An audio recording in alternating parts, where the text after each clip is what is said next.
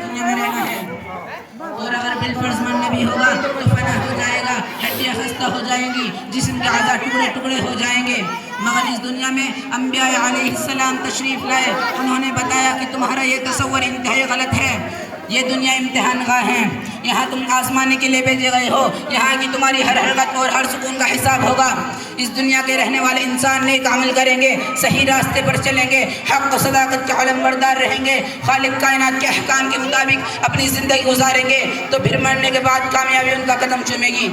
اور اگر اس دنیا کا بسنے والا انسان سرکشی اور غرور کے راستے پر چلے گا، خداوند قدوس کے احکام کی نافرمانی کرے گا، اللہ کی بنائی ہوئی زمین پر اکڑ کر چلنا چاہے گا، ظلم و ستم کی چنگاریوں سے اپنے بھائیوں کو جلانا چاہے گا، تو ایک دن آئے گا جب اسے اپنے کیے کا حساب دینا ہوگا۔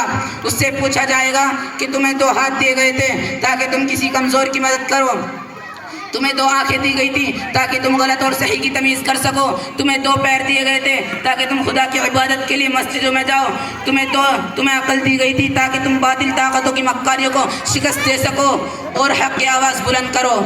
کیا تم لوگوں نے ایسا کیا؟ اگر ایسا نہ کیا تو پھر یاد رکھو یہ جہنم کی ہوئی دہکتی آگ ہے، تمہیں اس میں ڈالا جائے گا۔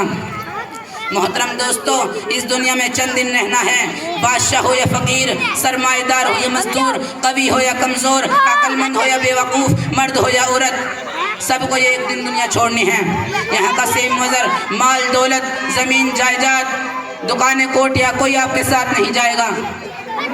محترم دوستو، جب موت آئے گی تو آپ کو 1 منٹ کیا 1 سیکنڈ کی بھی فرصت نہیں دے گی۔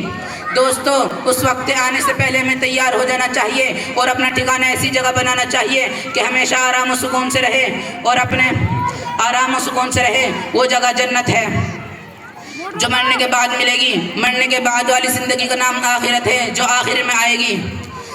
اگر ہم نے خدا کی مرضی پر اپنے کو چلایا ہے تو ہم خوش قسمت کہلائیں گے، اور اگر ہم غلط راستے پر چلے ہیں تو ہم بد قسمت کہلائیں گے۔ اللہ تعالی ہم کو اور آپ کو صحیح راستے پر چلائے اور آخرت میں جنت ہمارا ٹھکانہ بنائے۔ وآخر دعوانا ان الحمد للہ رب العالمین۔